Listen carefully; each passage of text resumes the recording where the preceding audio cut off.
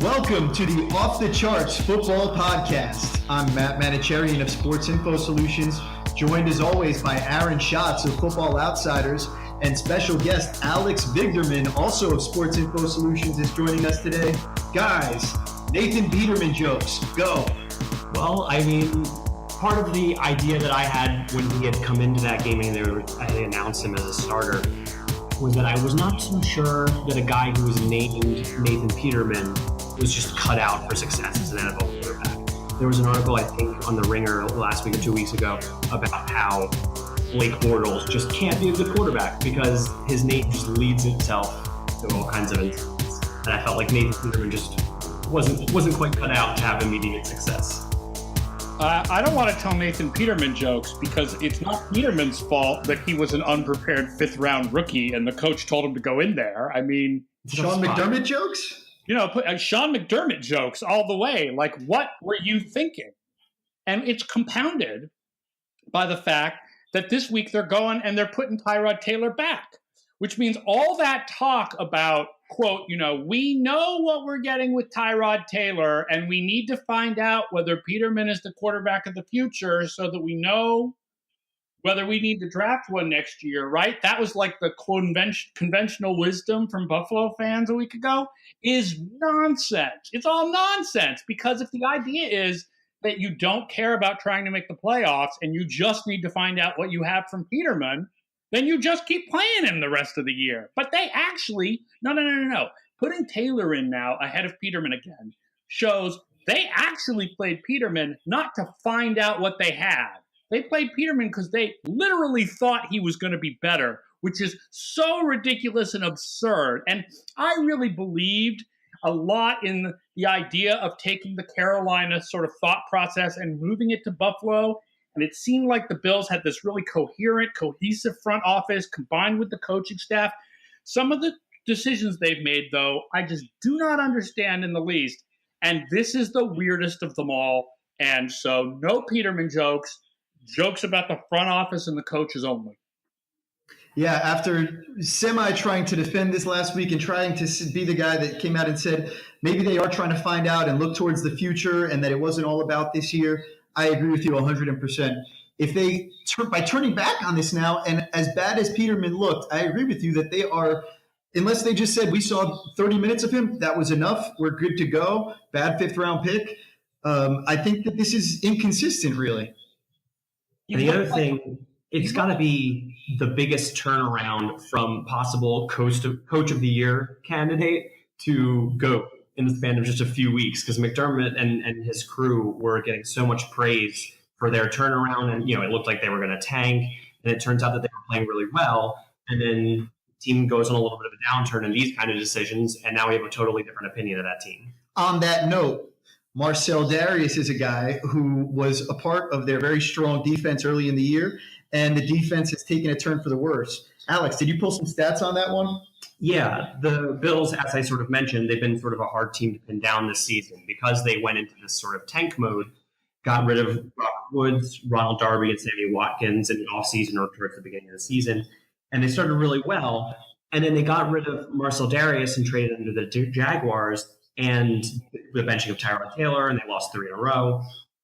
And we knew that Dareus was a great run stopper, but the numbers on this trade are as stark as you'll ever see from a single player kind of transaction. The Bills' yards per contact per rush, so a measure of sort of push in the trenches, ballooned from 1 yard before contact per rush to 2.2, which sent them from 5th in the league to 27th in the league. And the Jags, on the other hand, improved from 3 yards before contact per rush to less than 1, and that vaulted them from last to 7th in the league. So when you spend enough time around stats, get a sense of those kinds of player effects, this is really dramatic. Some of it, I think, is that Jacksonville naturally, it was very unlikely that they were going to continue being as bad on run defense as they were, even without Dareus. So I think that some of that effect is probably just a general regression towards the mean that's not Dareus related, but some of it probably is Dareus related. And again, this is where it's kind of impossible to figure out what is the mindset of the Buffalo front office. Because the whole point of trading Dareus was not that Dareus is a bad player. It was we have to get out from under this contract. But if you're 5-3 or whatever they were, why are you trying to get out from under contracts? I don't understand the mindset of what they're trying to do. Why are you then trading for Kelvin Benjamin? Like, if you're trying to get out from under contracts and not worry about making the playoffs this year, why do you then go trade for a receipt? I don't understand what they're doing. Yeah, it'd be nice if there was some consistency, or we could see that there was a perceived consistency with these moves with one another. I'm with you there, Aaron. Moving forward, let's take our discussion to the leading team in the NFC, the Philadelphia Eagles. Alex, what'd you pull on the Eagles this week? I just want to give full disclosure ahead of time that I hail from the Philadelphia area, so I'm very much biased in favor of the EAGLES. But, pure objectivity around here, yeah, Alex. absolutely. Let's go. And I did hear recently that the Eagles are the number one team in DVOA in the league, so I think this is a good time where the record actually aligns with some of the more advanced stats. But anyway, so Eagles have the best record in the league. Carson Wentz is on the short list of MVP candidates. When you look at the offense, the really impressive performance has been the running game. Last season, they had a revolving door of running backs. It left a little bit to be desired. But even with the addition of LeGarrette Blount, there wasn't a lot of optimism about that group heading into this year. And yet here they are. They added Jay Ajayi as another sort of bruising running back. And they lead the league in broken tackles, and they lead the league in yards after contact per carry through the first 11 weeks. And now they're going 4 deep in the backfield. You have Corey Clement, who most people have never even heard of, and Kenyon Barner, who had a nice career in Oregon, but otherwise has been sort of a special teams player. Both of them had red zone touchdowns last week, and they're just keeping the ball rolling this year. Yep, they are number one in DVOA, finally climbed to that top spot this week. And yeah, I think what's really awesome with the Eagles is just the amazing balance that team has had, and not just offense and defense, like even in offense and defense, right? So by DVOA, they are 3rd passing, 7th running on offense. On defense, it's 6th against the pass, 5th against the run. And then the special teams were higher early in the year, and they've now dropped to 11th. But that's not really that low, is it? It's almost top 10. So the Eagles are a team that basically does everything well this year. And yeah, I mean, they are a serious Super Bowl contender. I think in our playoff odds, they win the Super Bowl 23% of the time, which is higher than any other team. So it is a good time to get on the Wentz wagon. Alex hailing from Pennsylvania. Yes. I was the other night, I will say they had a couple weeks ago, they had, I think it was Thursday Night Football was on NBC, and at halftime, they went to an interview with Matt Lauer sitting in some sports bar in New York City with Joe Biden, talking about Biden was going to be on the Today Show the next day. And I just sat there thinking, how on earth do you have Joe Biden at halftime of a football game and not ask him about the Wentz wagon? Sometimes they have more important topics to get to, you know? There is no more important topic in Philadelphia, Delaware area than the Wentz wagon right now. That is a good point. That on the ESPN MVP ballot, I am one of the people who's been voting for Tom Brady number 1 rather than Wentz. There were 4 of us this week. Last week, I think it was just me, because of the fact that the Eagles are so well-rounded. In other words, because the Eagles are doing everything well, whereas I feel like Brady has been carrying the Patriots. But I do think that Wentz as a serious MVP candidate is not a joke. I think it's a reasonable discussion. I wouldn't put him at number 1. When you look at what the Eagles have done on 3rd down this year, it's at the point where when I watch an Eagles game, I'm almost waiting for it to get to a 3rd and difficult situation just to see what Wentz can do. It's a really amazing combination of a good offensive line play in front of him. Lane Johnson seems like he's really developed into one of the best tackles in the league. He's really a left tackle playing right tackle in terms of his skill set. And then Wentz's ability to avoid and have sacks bounce off of him beyond that and to make difficult throws. It's a really serious 1-2 punch, and he's legit. He's going to be around for a while. Okay, let's take a step forward and let's move on from Andy Reid's former team to Andy Reid's current team, the Kansas City Chiefs, who started the season looking oh so good, annihilating Aaron's Patriots. Alex, what's going on with them? Yeah, they've fallen on hard times in the last month, and obviously that culminated with not only a loss to the Giants, who have not had a very good season themselves, but Andy Reid had such a great record coming off the bye. That's sort of doubly shocking. Dating back to those Philadelphia days. Exactly. And so Kansas City's lost 4 out of his last 5 after starting 5-0. And, that brings up a lot of these old complaints about, Alex Smith can't throw the ball downfield. Andy Reid has clock management problems and all that kind of stuff. One thing that I thought was interesting that came out of that game was that Travis Kelce made a comment that they have to get back to being able to beat cover 2 to start having a little bit more success. And that was an awfully specific thing for a player to say about sort of the scheme that they're playing against. And it doesn't seem to be their only problem, but it does seem to be at least part of the picture. So they've fallen off a little bit against other coverage schemes, so non-cover 2, after their 5-0 start. So they fell from 8.3 to 7.3 yards per attempt per pass. They've fallen from 1st to 18th in the league against cover 2, specifically, a drop from 11.2 yards per attempt to 7. So that's, 4 times the drop just against cover 2. So there is something to be said for that. So what you're saying, non-cover 2, they went from 8.3 yards per attempt to 7.3 yards per attempt. But then on cover 2, it's dropped off from 11.2 to 7 yards per attempt. So it sounds like Kelce's onto something there. Yeah, they were doing well overall, but they were doing particularly well against cover 2, and now they're doing sort of middle of the pack. So it's a little bit more about dropping off from an excellent performance as opposed to having particularly awful performance. And I'm going to put forward a theory as to why that is the case based on what Rivers McCown put together in Any Given Sunday this week, which is that we may have been sleeping on the value of the Kansas City wide receivers. We don't think about those guys other than Tyreek Hill very much. But since the first 5 weeks of the season, they've been without Albert Wilson and Chris Conley. And Albert Wilson and Chris Conley actually had the best receiving DVOA of any of the Kansas City receivers in those first 5 weeks. Now, all of a sudden, they're without those guys, which means in those outside cover 2, like when you get the guy in the hole that's behind the cornerback and in front of the safety on the sideline, right? That's Albert Wilson and Chris Conley. Usually, that's who's in that place. And those guys aren't in that place. Are you talking about the turkey hole on Thanksgiving? Absolutely, except that they don't have the right guys in the hole.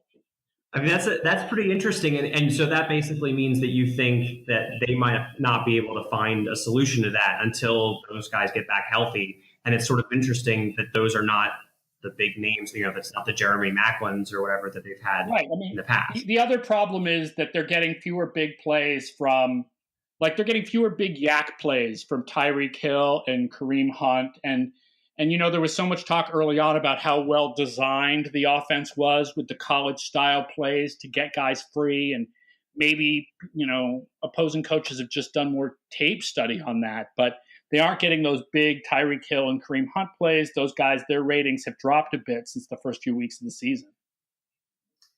Yeah. So along those lines, Alex Smith was completing over 50% of his passes, at least 20 yards downfield through the first 5 weeks, which was best in the league. And now he's back to 38%, which is more reasonable for those plays. Obviously, he was overperforming a little bit through those first 5 weeks. And Kareem Hunt, he had all those big plays, those big touchdowns early in the season. He has 11 20-yard plays this season. 8 of them came in the first 5 weeks. There's very much so a loss of big plays. So, Aaron, I agree with you. And I also would add that I think that what Alex just brought up there with Alex Smith's completion percentage going down the field and how that's come back down. I remember talking about it with you early in the season. He was still throwing a similar volume in terms of going down the field, but his efficiency was statistically just an aberration from where he'd been over the course of his career. I think we're seeing a return back to Alex Smith being Alex Smith, which I think we both really expected in a lot of ways. And the numbers back it up. And I think that's where the Chiefs are right now. Right. But what's interesting is not only has his DVOA on deep balls gone down, it's also gone even further down on short balls, which is kind of a shock. And I think that is what we're seeing there is the speedy guys not getting free and not getting those big yak plays like Tyreek Hill, Kareem Hunt, Charkandrick West.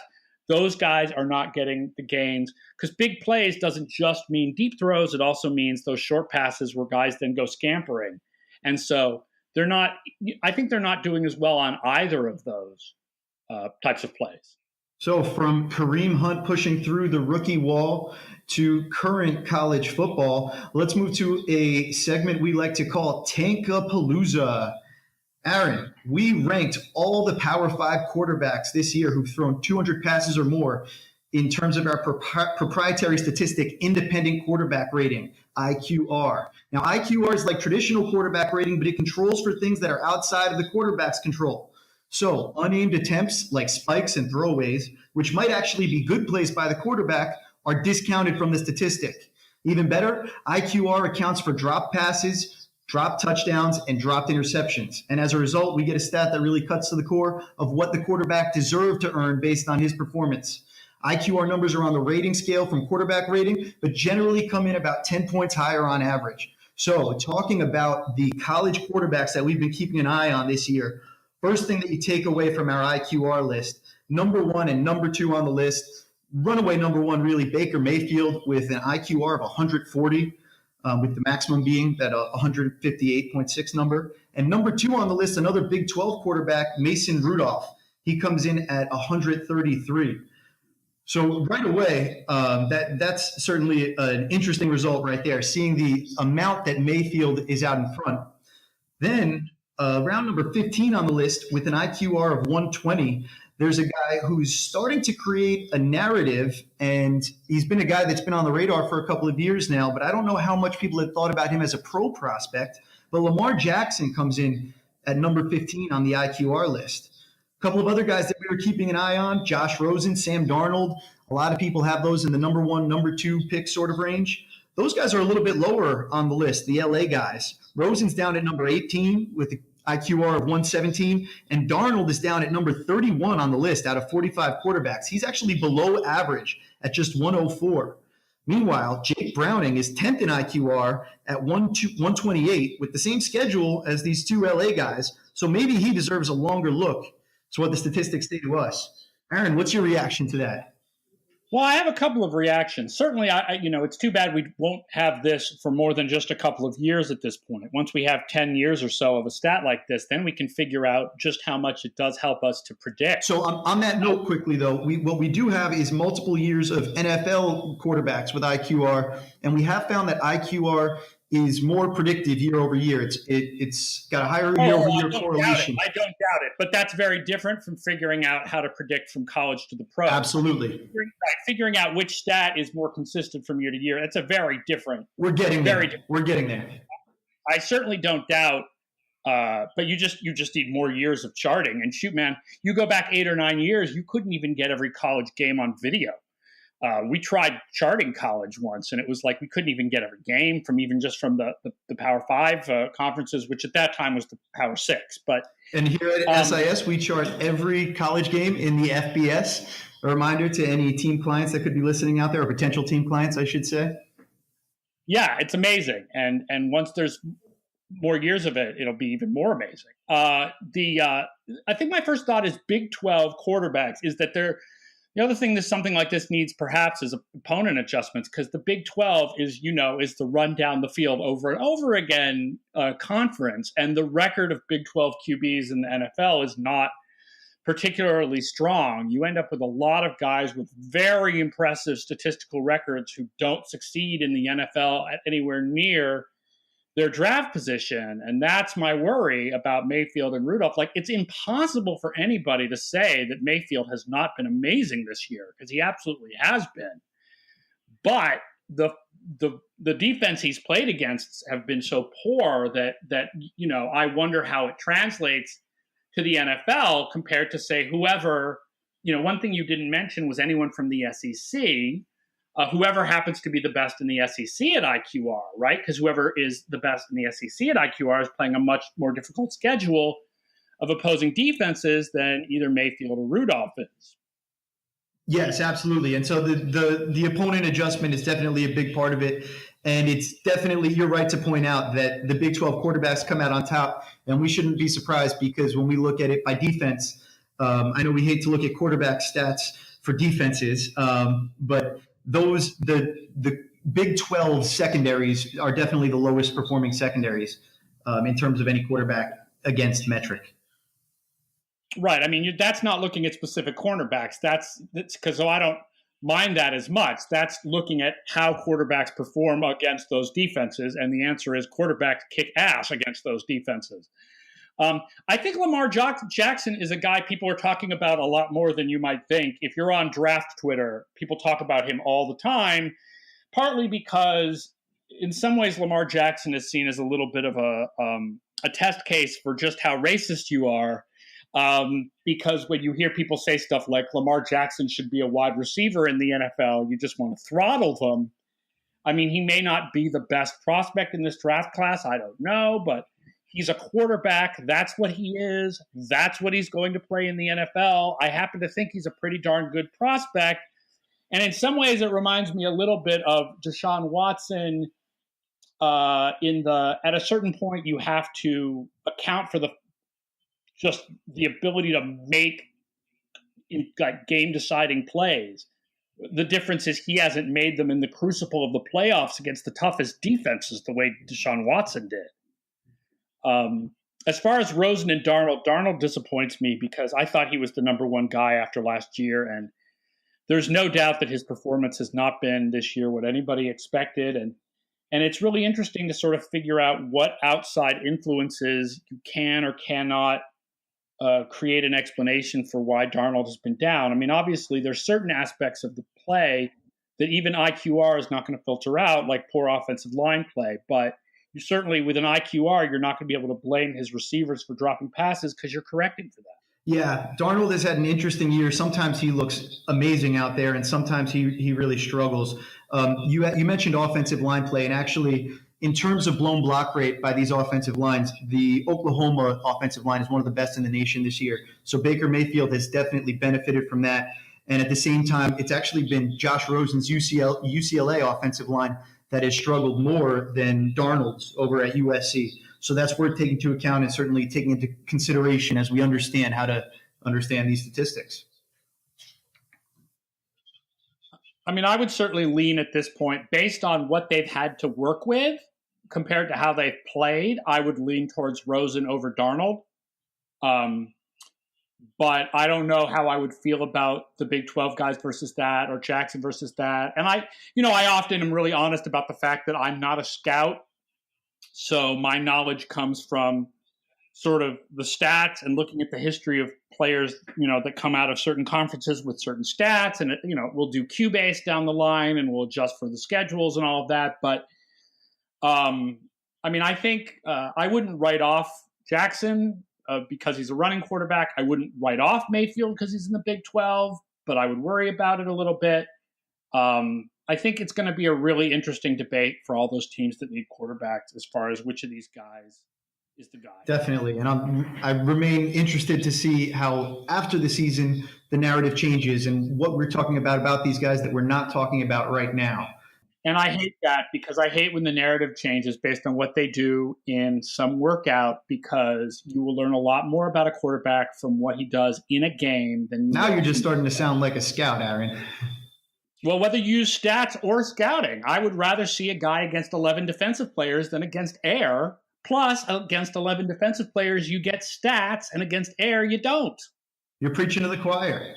Let's move forward to the most important games of the week, shall we? What is the most important game for playoff odds?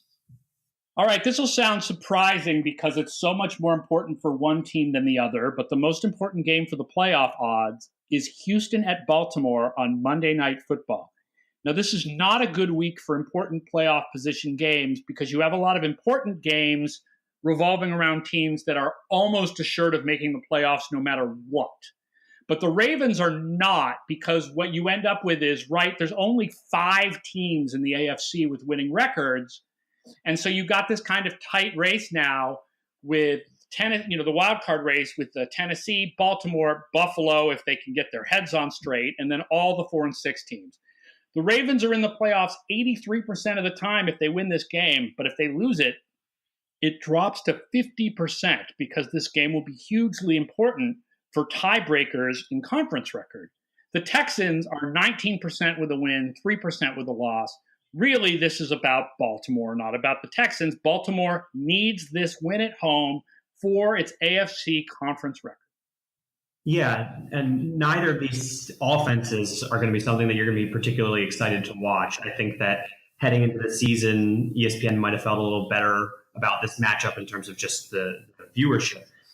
And with J.J. Watt and Whitney Merciless gone from the Texans defense, really the only dominant side of this game is the Baltimore defense.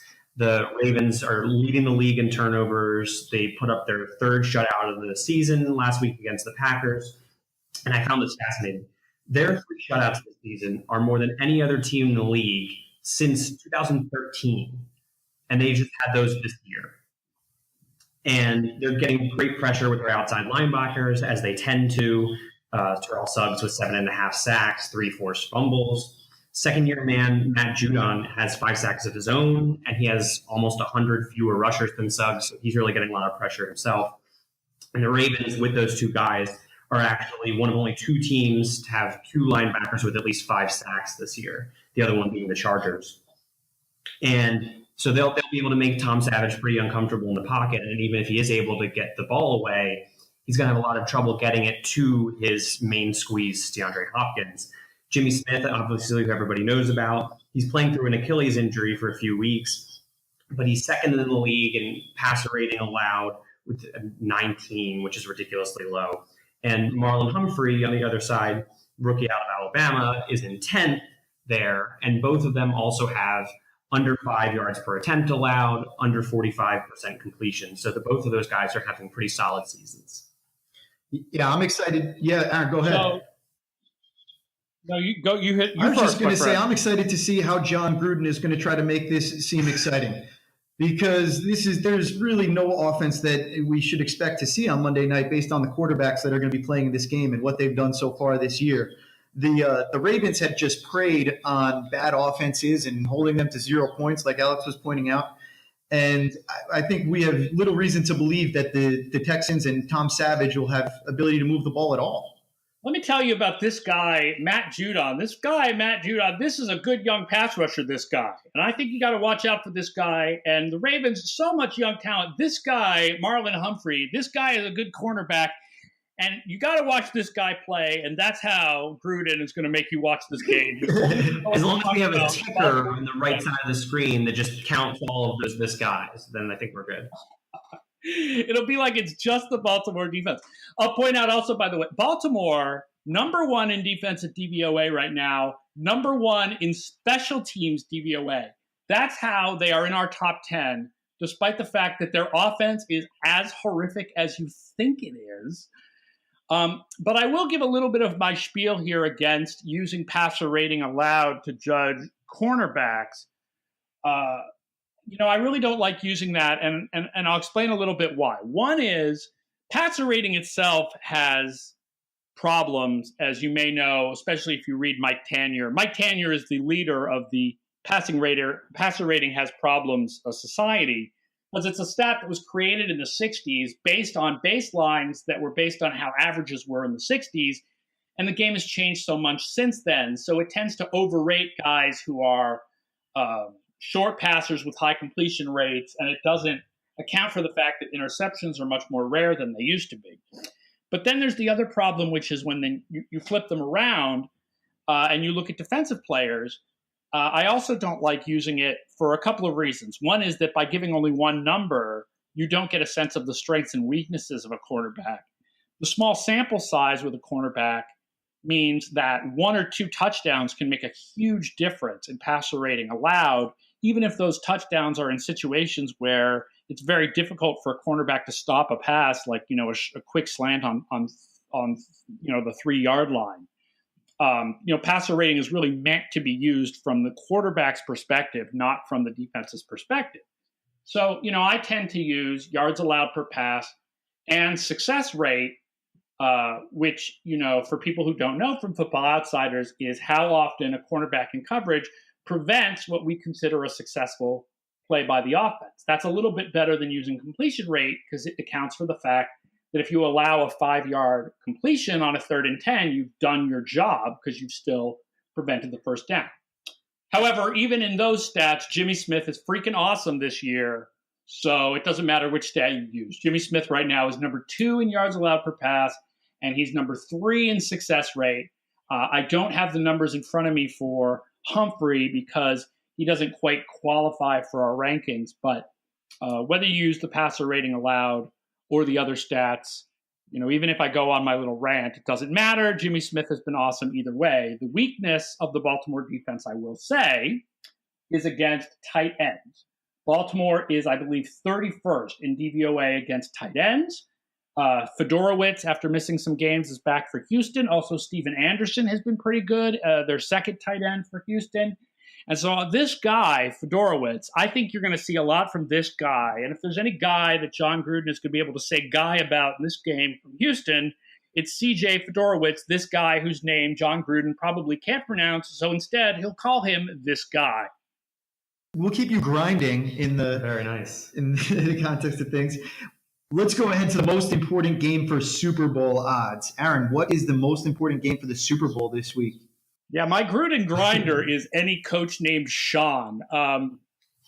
The most important game for the Super Bowl by far is Saints at Rams, and I think anybody could have guessed that because of the really tight battle for seeding in the NFC between the teams that are in first place in the 4 NFC divisions. I had somebody on Twitter accuse Football Outsiders of basically being a load of garbage this week because our playoff odds for the Rams dropped so significantly because of just one loss. But the seeding is so close in the NFC that one loss makes the difference between the 2 and the 4 seed, which makes the difference between the bye week and home field advantage. And that hugely impacts your chances of making it to the Super Bowl. Sounds like the reader was basically complaining about what we all love so much about football. Which is that the NFC playoff race is tight, and we still have no clue what the seeding order is going to be for these teams. I bet he has no issue with the AFC wildcard stuff. Well, the AFC wildcard is a little nuts. The Saints the Saints make it to the Super Bowl 29% of the time if they win this game, 18% if they lose. The Rams are now at 18% with a win and 10% with a loss. So these are 2 of the top teams in the league, and the seeding really matters, not just for record, but for head-to-head if there's a tiebreaker between these 2 teams. Yeah, and the Rams in particular just have a rough stretch of the schedule now. I mean, they got blown out by Minnesota last week. They got the Saints this week. They have the Eagles coming up, obviously Seattle. It's a rough stretch for them. And, this is a team that surprised a lot of people in the first half of the season. It's going to be interesting to see if they can continue that the rest of the year. Along those lines, they surprised basically everybody. And part of that is taking these, we mentioned the Bills getting rid of all of their players earlier. The Rams said, hey, we'll take your wide receivers. And Robert Woods is going to be out for a few weeks. So it'll be interesting to see how that team's offense develops going forward. But going so far this year, Watkins has been running basically the same kind of routes that he did in Buffalo, but he's just not getting the targets that he was before because he's not the focal point of the offense for whatever reason. So he's still running those fly routes down the field, or he's running a stop or a comeback to try and take advantage of the defense respecting his speed. So he's doing a lot of the same stuff. He's not getting the same kind of volume. In the case of Robert Woods, he's running a lot of short stuff, unsurprisingly, and he is a little bit more of a possession receiver. But even in Buffalo last year, he was getting a quarter of targets on curls and stuff like that. And this year, the Rams have been giving Woods a little bit more room to run, and he's taken advantage of that. We saw that play against the Giants a couple weeks ago where they essentially said, hey, we got to make our tea time, and we'll just let him go through. And so he's had a lot more opportunities with these deep crossing routes and dig routes. So, Alex, you were talking about the opportunities that he's getting for yards after catch based on the different sorts of routes that he's running. And you've taken it a step further, and you actually built a metric off of that. Is that correct? Yeah, I don't have a snazzy name for it other than just route adjusted yards after the catch. So essentially take the average expected yards after the catch for a given route and compares your yards after the catch that you've gotten on those routes. And you can sort of aggregate it over the entire season and look at total yards, or the way I prefer to look at it is just per route. And so a fair amount of Robert Woods' performance comes from plays like the one in the Giants, but Robert Woods is the 9th best player in the league by this statistic. So, and he was very much not there when he was with the Bills, where he was running some of these routes that don't necessarily produce that kind of yards after the catch expectation. Mm-hmm. With Woods out of the picture next few weeks, it'll be interesting to see how the offense morphs. Sean McVay's done a great job so far, but with Watkins having not been as much of a threat in the offense, really been sort of like that sort of traditional Deshaun Jackson boom or bust kind of guy. It'll be interesting to see without Woods how his route tree changes, how his involvement changes, and how this offense looks. I'll say there's one other thing about Robert Woods that they're going to miss, and that is, this is scouting, not stats, but Robert Woods is one of the best run-blocking wide receivers in the NFL and has definitely played somewhat of a role in the return of the Rams running game this year, and they'll miss that. Yeah, we'll see how. We certainly have the ability to look at that in terms of Todd Gurley's performance on those runs that go to the outside.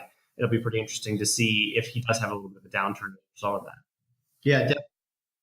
Now, I will say, as far as Watkins goes and whether they get him involved, I think a lot depends on whether Marshawn Lattimore's ankle is healthy for him to play. And it's interesting because the Saints this year have been 25th in TVOA against deep passes, but number 2 against short passes. So you would think that the safeties, that Watkins can take advantage of them with the deep throws if he can get out there deep. But that may be tough if he's got Lattimore on him, because Lattimore's been so good this year. On that note, we will sign off. As a reminder, charting data and projections are for sale on footballoutsiders.com. Please subscribe and rate the Off the Charts Football Podcast. You can find us wherever you find podcasts. Our MyBookie promo code is Off the Charts. That's all one word, Off the Charts. And you can find us on Twitter at sportsinfo_SIS and at FB Outsiders.